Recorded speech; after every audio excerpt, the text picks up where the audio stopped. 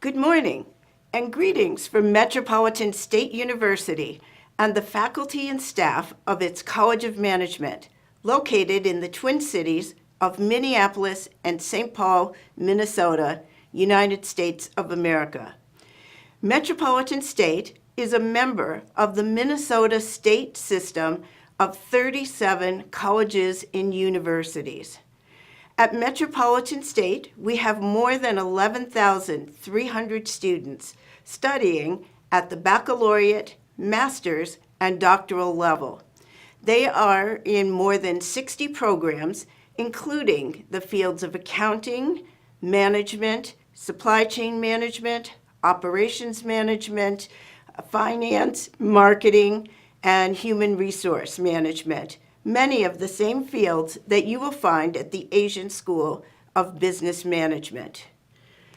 Our students come to Metropolitan State from many communities and from many backgrounds, many of them adult learners, meaning that they have spent some time working and have now decided to come back to complete their degree. It is an honor to have the opportunity to address you today, and I thank Dr. Biswajeet Pattanayak for this invitation. I deeply regret that I'm unable to be with you in person for this important convening on developing smart organizations. One of the reasons is that last week here in Minnesota, our temperature was averaging 10 degrees below zero Fahrenheit, or about 23 degrees below zero Celsius. So I know that you are having much more pleasant weather than we have here. I also am sorry that I'm missing out on this opportunity to have a personal interaction with you and to learn more about your thinking on the topic of smart organizations. I do send my congratulations to Dr. Pattanayak for bringing together this esteemed group to consider this very timely topic. About a year and a half ago, I first met Dr. Pattanayak in Minnesota, and we then signed a memorandum of understanding to recognize the desire of the Asian School of Business Management and Metropolitan State University to work together for the benefit of our respective students. I believe that the relationship between ASBM and MSU will continue to grow stronger because there are so many similarities between our philosophies of education and our approach to our work with our students. Let me just share with you some of the points of agreement between us. Both ASBM and MSU are young educational institutions. Metropolitan State was founded in 1971, so we are a bit older than ASBM, but considered in the time frame of most American universities, we are still a child. Both of our institutions were founded with an entrepreneurial spirit toward higher education. Both schools were also founded by innovative thinkers. Our founder, Dr. David Sweet, wanted Metropolitan State University to serve a new type of student, one who did not previously have access to higher education. He believed in the potential of all individuals to develop their talents and to benefit themselves, their families, and their communities through their new knowledge. He referred to Metropolitan State University as the university without walls. We now refer to it as the university without barriers. Dr. Pattanayak is also a noted educational innovator who has focused on building a world-class business education for all of India. At MSU, we believe strongly in the power of experiential learning through internships, research experiences, and fieldwork. ASBM also emphasizes experiential learning throughout its curriculum so that students learn how to apply theory to practical issues. MSU is nationally recognized by the Carnegie Foundation for its civic and community engagement, which strengthens the communities we serve and provides a learning laboratory for our students. ASBM also has a strong emphasis on teaching ethical values and social responsibility and demonstrates it through the many events it holds to benefit its community. MSU has a strong tradition of joining the wisdom of faculty who have significant industry experience with faculty who are academically distinguished so that students learn both theory and practical application. ASBM also has both distinguished academic researchers and faculty with extensive industry experience. ASBM has been recognized for its excellence and commitment to innovation and continuous improvement through its prestigious accreditations, including ACBSP, a premier U.S.-based business accrediting agency, SAQS accreditation, and the National Board of Accreditation of the Government of India. Each of these agencies has exacting standards, so their endorsement demonstrates the high quality of an ASBM education.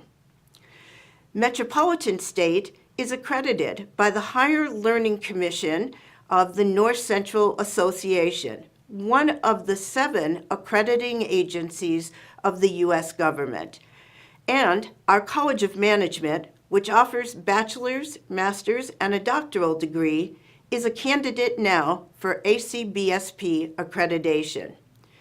Our commitment, like ASBM's, to a rigorous, high-quality education is strong. For all of these reasons, I am proud of the relationship that we are developing with ASBM and look forward to the research projects, student and faculty exchanges that we are working toward in the future. It's also important to note, I think, that many global companies headquartered in Minneapolis and St. Paul, Minnesota, have strong business ties to India. These include Target Corporation, Cargill, General Mills, United Health Group, 3M, Ecolab, Boston Scientific, Medtronic, and more. This is not only evidence that a globally focused business education is important, but indicates that there may be opportunities for our 2 schools to work with our business partners to provide the cross-cultural experiences for our students that are so important for modern managers. Our relationship is going to present many exciting opportunities, and I am looking forward to our future together. Now, all of these characteristics that I have mentioned also happen to be relevant to the theme of this convention.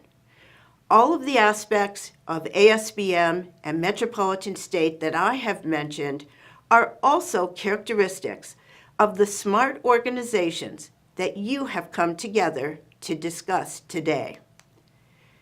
What is a smart organization? Back in 2001, Doctors David and James E. Matheson published an article titled "Smart Organizations Perform Better." In it, they identified 9 principles that predict whether a company would be capable of adopting best practices and improving their performance to best in class.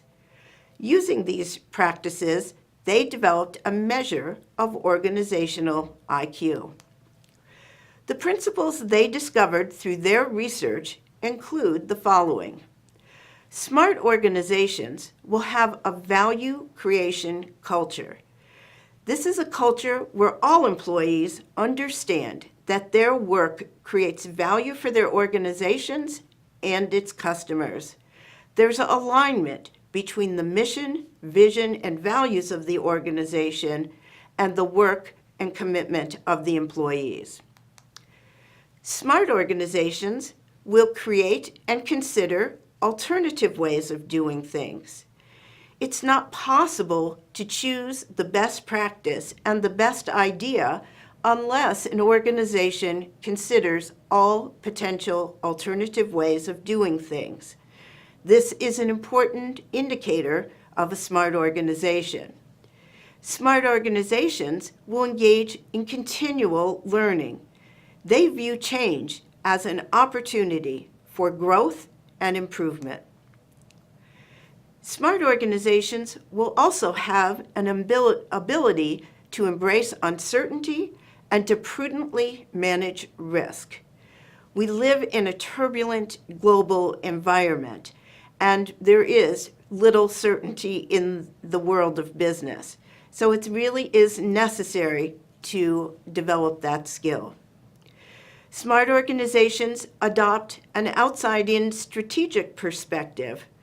By this, we mean the organization figures out where the world is going and then uses that information to figure out where the organization needs to go.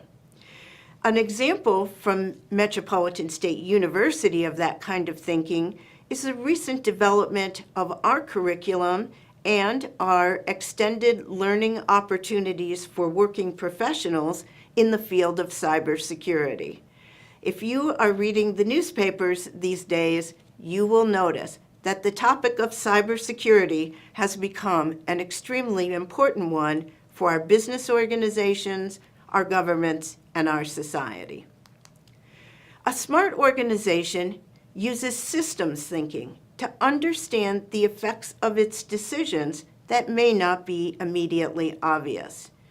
It also uses systematic, disciplined processes for decision-making that involve stakeholders who are then more likely to be committed to the final decision. Smart organizations also make sure that goals are aligned and that they have engaged their employees so that the employees can be empowered decision makers in their own sphere of influence. The world of hierarchical, top-down decision-making is no longer viable in a world where the circumstances that any organization is facing may change within 24 hours. We need employees to be clear about what we're trying to achieve and to feel empowered to be able to make the right decision. And finally, because it is difficult or even impossible to tell what information will be important to decisions that need to be made, smart organizations are committed to and create transparency and openly share information. With so much information being available, we really don't know the significance of any particular piece. The more people who have that information, the more likely we will see the significance of any particular set of materials. Since 2001, when the Mathesons articulated these principles, there have been new developments in technology and the understanding of advanced data analytics and data mining techniques. Data analytics and data visualization provide new tools for managers to learn and to develop new insights. Those insights, in turn, lead to the creation of the alternatives which are necessary for smart organizations and assist in systems thinking by helping managers to understand the impacts of their decisions more thoroughly. These tools also lead to and support disciplined decision-making by providing an array of data. And they help managers to embrace uncertainty by exposing unique patterns in the data that will stimulate thinking about unforeseen opportunities. All of this only will work if the organization is open to learning from these new tools and open their minds to new possibilities. The flexibility that comes from incorporating new learning is what enables a smart organization to thrive and achieve its goals in a chaotic global environment. I know that you will have a fruitful convention as you discuss how to develop and strengthen these smart organizations. As the literature about smart organizations notes, continual learning is key.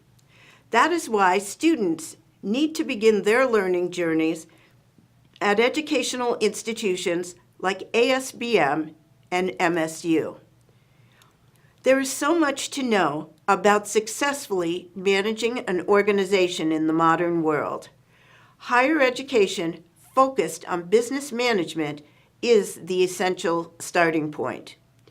That education needs to cultivate the key characteristics that lead to smart organizations, including a passion for lifelong learning, a focus on value creation for the organization, customers, and society, the cultivation of an open mind that leads to the consideration of new alternative ideas, an understanding of complex systems and how change in one aspect affects all other parts of that system, an understanding of the global, technological, social, political, and economic environment in which the organization must operate, and the tools and techniques that support disciplined decision-making. Finally, the confidence that allows one manager to embrace uncertainty and evaluate and manage risks. Your work is so important to improving both the operation of our business, government, and educational organizations, and to finding the solutions to the most pressing problems that face humanity. As Dr. Pattanayak knows, I have had the privilege for the last 3 years to work with Dr. Devinder Malhotra. He was president of Metropolitan State for 2 years, and now he is the chancellor of our system. Dr. Malhotra introduced me to the beautiful and inspiring poetry of Rabindranath Tagore. So I want to share this poem, which is a prayer for India, but I believe should inspire all of us who lead organizations and educate future leaders. Where the world has not been broken up into fragments by narrow domestic walls, where words come out from the depth of truth, where tireless striving stretches its arms towards perfection, where the clear stream of reason has not lost its way into the dreary desert sand of dead habit, where the mind is led forward by thee into ever-widening thought and action, into that heaven of freedom, my Father, let my country awake. Let all of us heed these words as we come together to improve our organizations and the world. My best wishes for a successful and fulfilling conference. Thank you for the opportunity to address you.